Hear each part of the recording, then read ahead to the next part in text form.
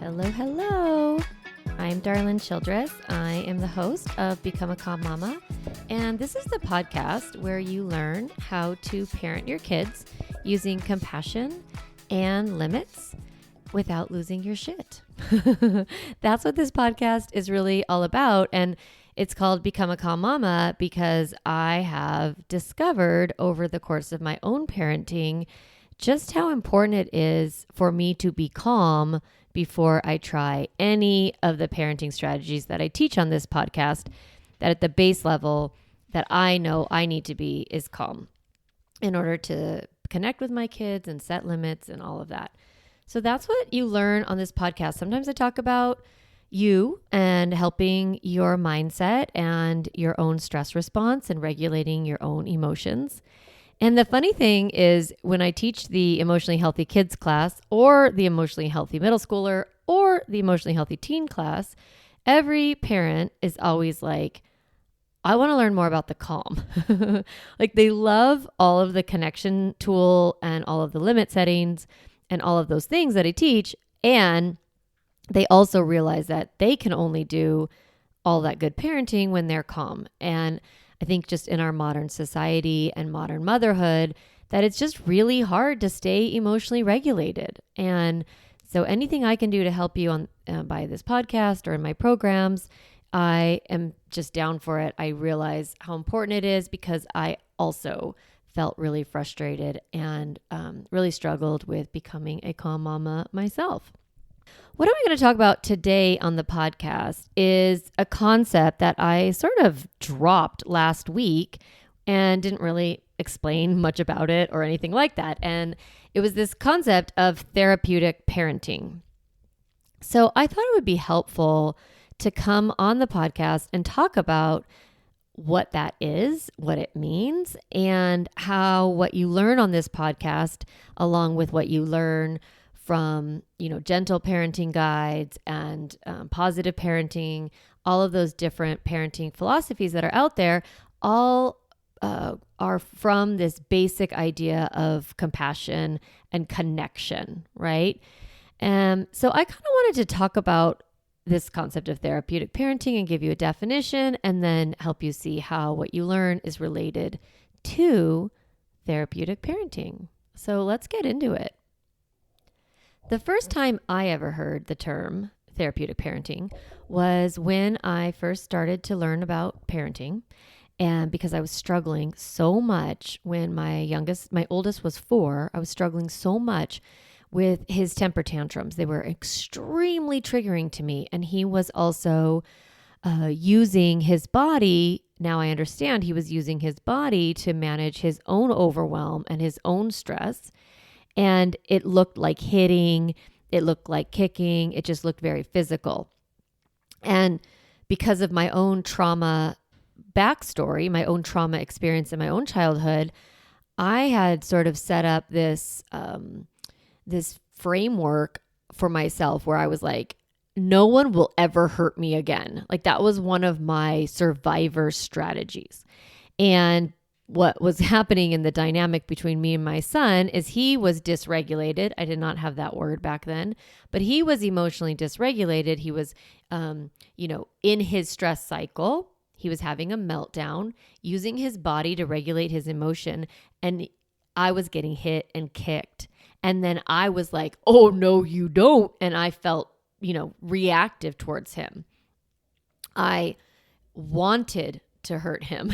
I didn't, but I could feel that rage and that self-protection. And I just felt awful, right? Because I wouldn't maybe be physical, or I would be physical, like grabbing him too tight or holding his arms and shoulders or shaking him a little bit. And then I would feel terrible afterwards. I would just feel like, oh my God, what's wrong with me? And in that process of oh my God, what's wrong with me? I started to get support and started to get help and started to reach out to different resources and, parenting programs. There weren't podcasts back then, oddly enough. So I didn't have options like you have right now with the parenting podcast. So I had to find resources. So I did. I found a therapist to help my child and I. And like I mentioned on the podcast last week, I was learning all of these tools that I teach you on how to connect with your children when they are overwhelmed, when they have big feelings, right? We call temper tantrums big feeling cycles. And I've been teaching you how to reframe misbehavior, reframe behavior so that you see that all behavior is driven by emotion, by feelings, right? That is one of the things I say all the time. Feelings drive behavior. That was where I was learning that concept and then getting the tools that I was, learning how to help Lincoln with his big feelings and help him express those big feelings in ways that work. And in that therapeutic environment with the therapist, I was learning how to help him get out some of those big feelings and process that negative emotion. And as I mentioned last week, when I went, to my best friend, she said to me, wow, she's a therapist. I asked her to be on the podcast. She's busy, but she's going to be on soon. But I asked her, I was telling her all about it. She would babysit my younger one while I went to the therapy with the older one. And, I would tell her all the things I learned. And we were learning so much about parenting and our kids were really little. And so she said, oh my God, that sounds like therapeutic parenting all the time. And that's when she said, that's impossible, right? And I was like, but I have no choice. And I really didn't feel like I had a choice because Lincoln needed so much support. He just was a little out of sorts often, or a lot out of sorts. Some people need more support. Some kids need more support. Ironically, he's the most emotionally regulated, chill person ever now. And I believe it's because he got the support he needed when he was younger and he got those tools, because you can learn how to self-regulate at any point in your life. Like you're learning on this podcast and you're teaching it to your kids, whatever age they are, right? It's never too late because you're learning them now. It's great. When she said this is therapeutic parenting all the time, I did not have language for anything that I was learning. I did not have words for the type of parenting that we practice, right? I just was like, okay. All I knew is that I needed to help my son with his big feelings. And along the way, I realized that I needed a lot of help with my big feelings, right? I needed to heal. I needed to heal my trauma response. I needed to decrease my stress. I needed to learn all of those things. What would I like to share with you is what is therapeutic parenting, and what am I talking about? Essentially, when you think about what is therapy, okay? Therapy is defined as a way to get help with a mental health problem or get extra support if you're going through a tough time. In therapy, you learn skills to cope, to feel better, and get help with the problem that you're having. And if you think about it as a parent and you think about therapeutic parenting, we are essentially helping our children get extra support when they're going through a tough time. Now, a tough time when you're 4 is that you can't get your shoes on, or your socks are kind of that little seam is not quite right, or the cup that you like is in the dishwasher, or your brother looked at you funny, or it's really hot and you don't want to be at the grocery store. The tough time looks different. It's not our tough time, but we have this compassionate lens towards the child and we see that they are having a tough time. That when we see their behavior, when they're acting out, when they're taking the inside messy middle and they're putting it on the outside, we are saying, oh, look, you're struggling. You need support. You're having a tough time. Someone who hits their brother is having a tough time. Someone who screams at their mom is having a tough time. Looking at your kid's behavior from that lens of compassion is really the key to all of this, right? If you think about, I don't want you to think that you're like your child's therapist. That's why I don't really use the language of therapeutic parenting. But the concept that when your child is misbehaving or struggling, they don't need your criticism. They don't need your judgment. They don't need your rationalizing or your moralizing or your lecturing. They don't need you to turn it into a teachable moment. They really need support. What I know as a coach and what my colleagues who are therapists and my friends, and what we know is that when you give the person that is struggling, when you see them and you validate and you identify their struggle and you support them, they then move through that negative emotion and feel stronger and more ready to problem solve. A lot of times as parents, we aren't looking at their behavior as a struggle. We're looking at it as a problem. We're looking at our kids' behavior and we go into fix it, change it, stop it, solve it. I want to help you understand that really we're gonna look at the behavior and we're gonna see, this is struggle. I say to my clients all the time what I say to myself. I tell them this is what I say when I see my kids having a lot of emotion or showing up with misbehavior or procrastination or any of those, behaviors that drive me crazy, especially with teenagers.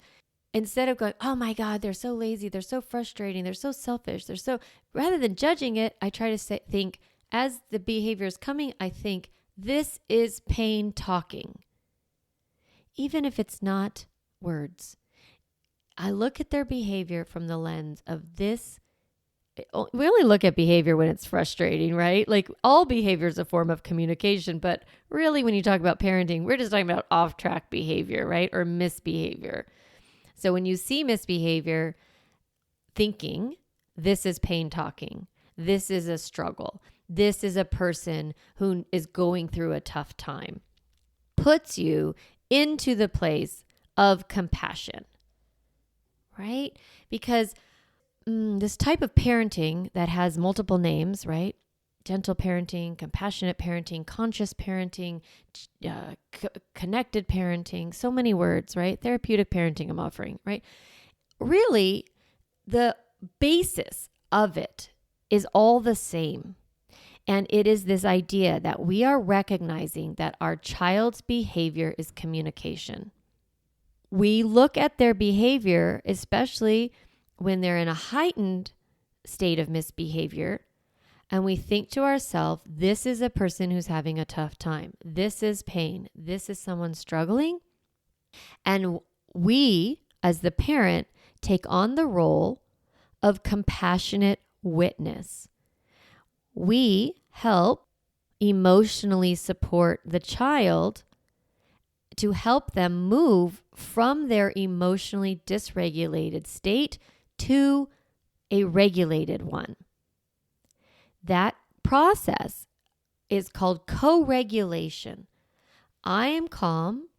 I'm in my right thinking brain. I'm in my compassionate space. And I turn and I give my child emotional support. What does that look like? It looks like naming what might be going on inside of them, helping them find the words to describe that messy, mixed up mumbo jumbo mess inside their little bodies. They have tons of thoughts. They have tons of feelings. They have a stress response. They're just humans. They don't have language, though, to talk about what it's like to have your brother look at you funny, to have if you're 4 and your 6-year-old brother says, you're so stupid, you don't even know how to put the leash on the dog, right? They just go, they have big feelings, and they don't know what to do with those big feelings. Those big feelings, they come out as misbehavior, as off-track behavior. They're acting out. Now, our role is to provide them tools to help support them so they move from that dysregulated, stressed spot to regulated calm. Those are all of the connection tools that I teach you on this podcast and in the programs that I teach, the parenting classes. Now, one thing that's really interesting, and this was what I found, is that I learned about this model of parenting. At the time, I thought of it as nonviolent parenting because you are helping your child move from dysregulated to regulated without using punishment or shame or pain. We're not trying to shove that emotion down. We're actually trying to help support it to come out. That was my original pathway to this parenting, was through nonviolent parenting, which was based on nonviolent communication. And I loved it. I mean, I discovered it. And even though my friend was like, that's so hard, that's therapeutic parenting all the time, I did it at home. I just let Lincoln have his big feelings, and I just sat compassionately and I narrated those feelings, and I just waited for them to pass. And it was like a miracle. I'm not kidding.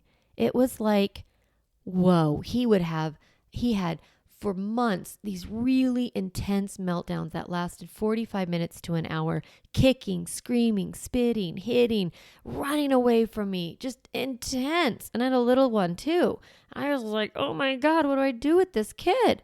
And so I was trying all the things like, timeout and takeaway and punishment and charts and all of it. And none of it was working. I used to do that 1, 2, 3 magic. Like, that's 1. That's 2. And all I was doing was activating more stress with my threats, and he was getting more dysregulated and then acting out even more. So I stopped all strategies and just sat with compassion and let his big feeling cycle.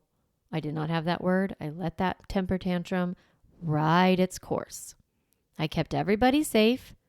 I took breaks when I needed, and I just let him let it out. It probably would look to anybody else like I was ignoring it, right? If someone else was there, they'd be like, wow, you're a really bad mom because you're just letting your kids scream and like kick the wall. I was like, nobody was around, so it was easy for me. But I just kept thinking, like, this is way better than yelling at him and screaming and like grabbing his legs and pushing him down and all of that chaos. And when I stopped doing anything, it settled. It started to improve. The meltdowns decreased. This isn't just anecdotal for me. This is what happens. It happens with any of my clients who really do the work of letting their kids ride their big feeling cycle. They decrease in intensity, frequency, and duration. Isn't that good news? So I was motivated to do it. I was like, yeah, no, this is good. I'm going to stay in this model and I'm going to do it. And I'm like going to be like really good at this. And 2 things happened to me. The first is that I had like a capacity for how long I could let a big feeling cycle go. And then I would flip a switch and I would just like lose my mind. And in that process, I recognized like, oh, I can only do this when I feel really calm. So I needed to up the way that I took care of myself. When I wasn't with my kids, I needed to be very good about self-care. And what that looked for me was, it was definitely not like getting a massage. If you know me, I'm not a fan. But I would have a babysitter. So I'd have kid-free time. I honestly had a babysitter every Wednesday from like 1 to 5, and that they just watched the kids, like the kids had preschool or whatever. And then I would get them home from preschool and I would leave. And I would often go to a movie by myself, and the movie would only last 2 hours, but I'd have them from 1 to 5. So I would come back and I would sit in my car around the corner under a tree and read a book. That was self-care for me. I would also sometimes go get my hair cut, go to a doctor's appointment, maybe see a friend, but my friends weren't available on Wednesdays at 1 o'clock, like unless they also had a babysitter, So I just spent a lot of time by myself. I also started to get, more support. I started to do some healing work in motherhood and dealing with some of my trauma. And that just continued from that point. I just recognized like, I've got to heal. I've got to take care of myself. And, simple meals, decrease the amount of crap we had in our house so that I didn't have to clean up that much. I just simplified our life and made our rhythms and routines really, really, really simple and took care of myself so that I could show up in this way. Last week's episode was all like when you can't deal, right? So you're off the hook. You don't have to do it all the time.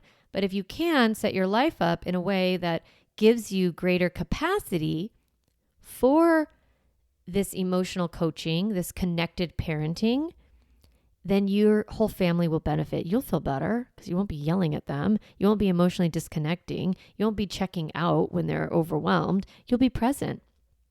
And then that means you'll have more good times to be present for. So it's not selfish. It's necessary, right? Okay, so that was the first thing is like, oh, I've got to like deal with my own dysregulation, right? I've got to figure out how to like be calmer and take better care of myself. I do teach a lot of those on this podcast and in my program.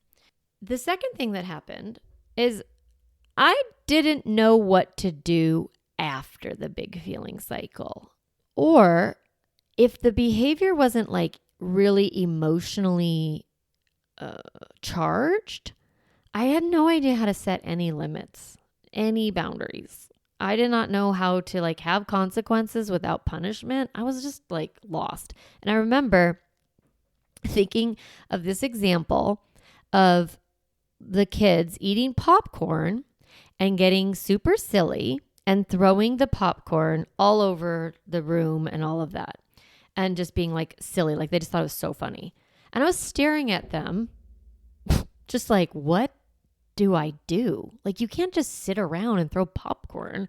Like, it's a waste and it's rude and like it's a mess and it is buttery. So it's like going to get on the carpet. I mean, I had all those thoughts, right?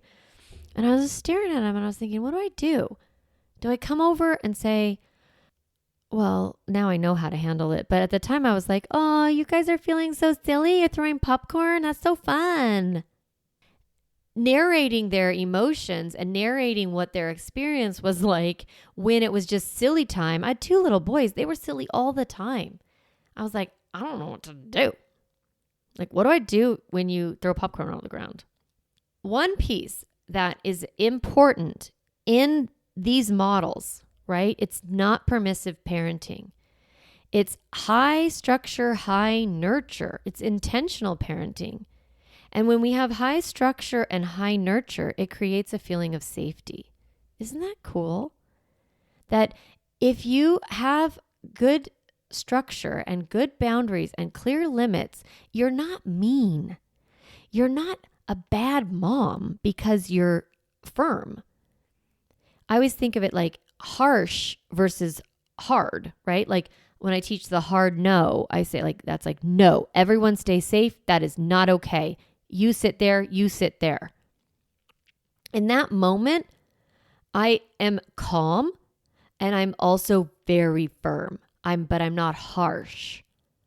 I'm not judging. I'm not like, you're so mean. You go sit over there. How do you think she feels? That's not nice. Don't do that. You better stop it or else.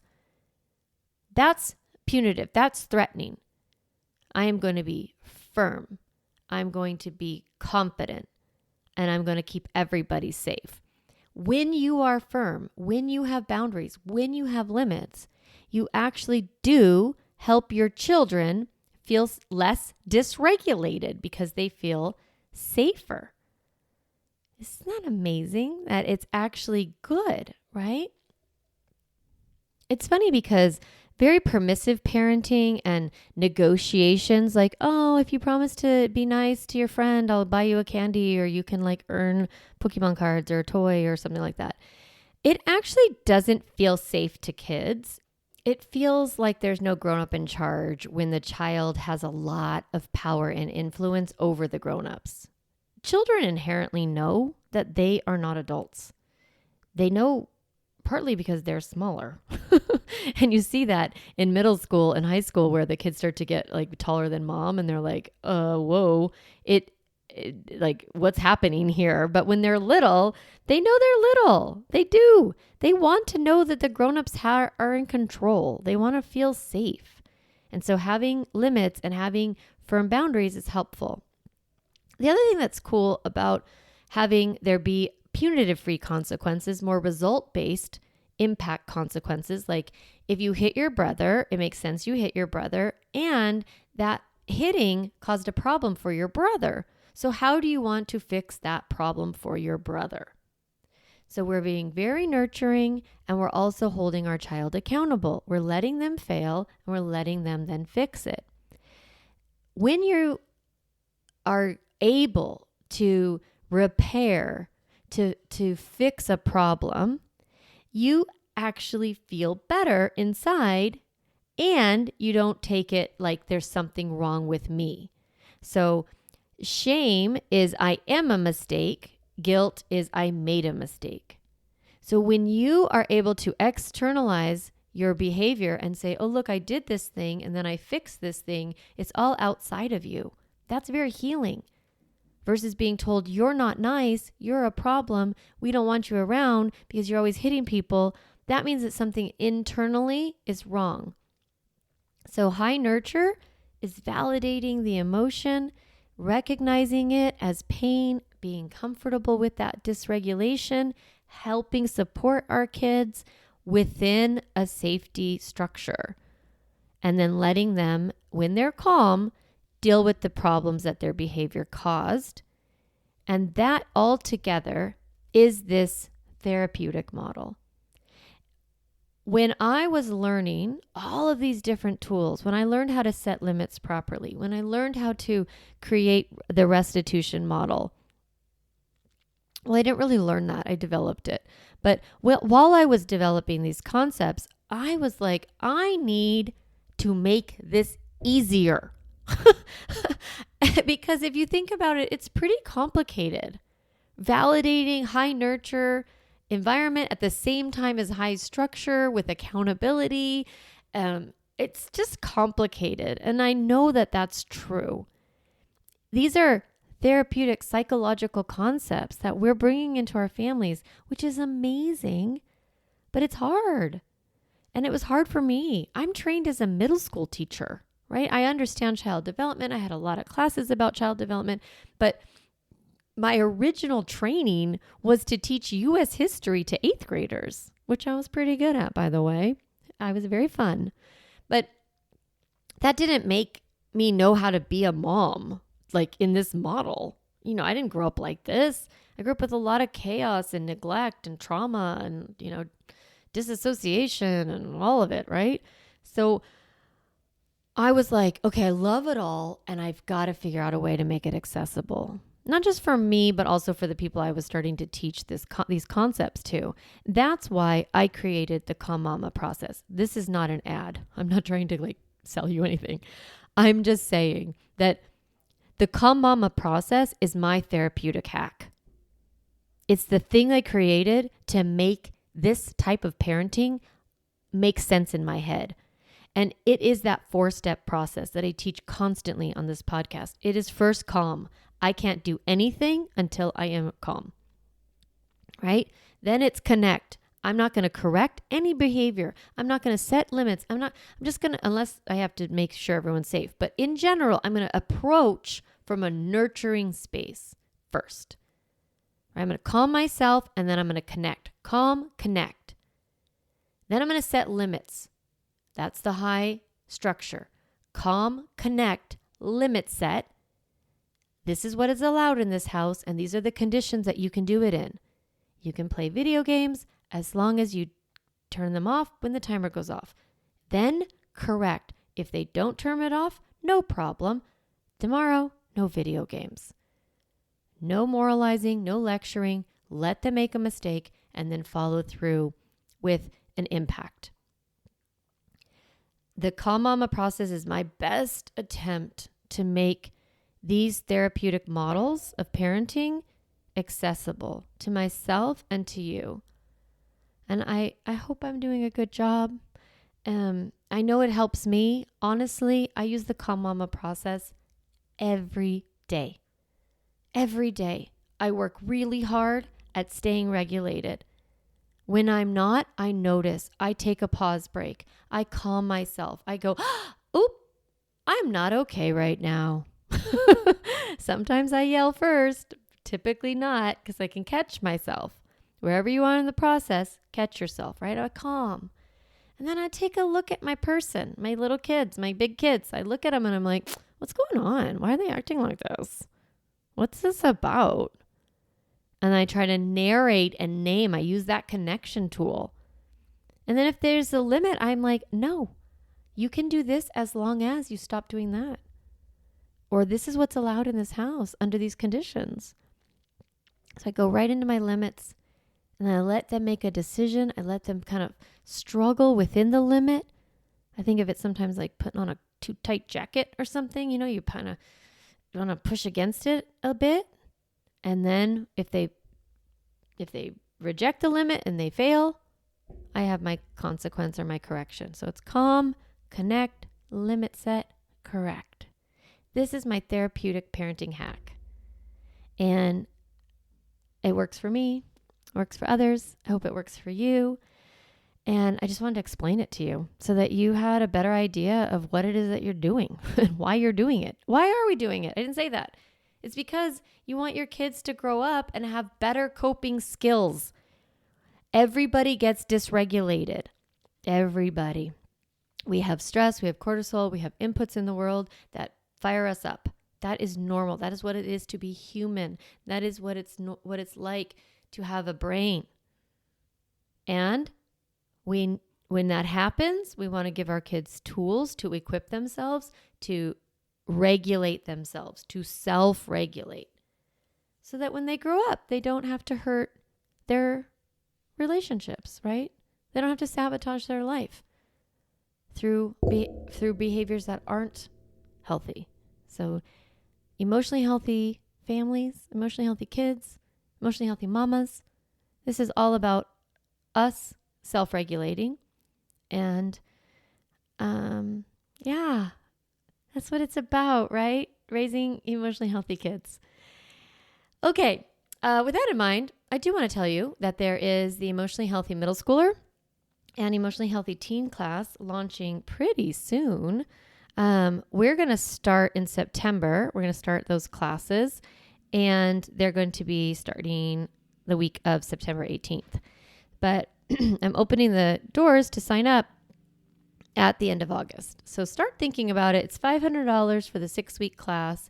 You get 6 months of additional support with me. And I just think they're incredible. I've taught 4 this year already. And what people are saying is so cool. So you're invited. We'll make sure that we get the, details and all that in the show notes and on the website. So you can get all the information about my programs and sign up for the Stop Yelling cheat sheet, which is the beginning of Calm, at calmmamacoaching.com. Yeah. So I hope to see you on my newsletter if you're not already on there. And you can always reach out to the podcast and just let us know if you have questions and see how we can best support you. All right, mamas, it's still summer. Enjoy it until it's over. I will see you. Well, I won't see you, but I will talk to you next time. Have a great week.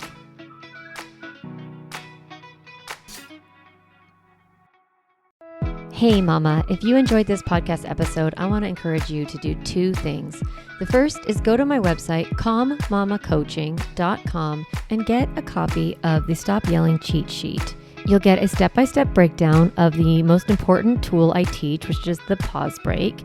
And you'll also get 40 ideas to reset your body and balance your nervous system so you don't have to yell at your kids. You can get a copy of that, again, at my website, calmmamacoaching.com/stop yelling. The other thing I'd love for you to do is go to Apple Podcasts and rate and review this podcast so that other moms can discover empowering and helpful, practical parenting strategies, just like you did today. Thanks so much for listening to the podcast. It means a lot to be in your ear every week and to support you on your parenting journey.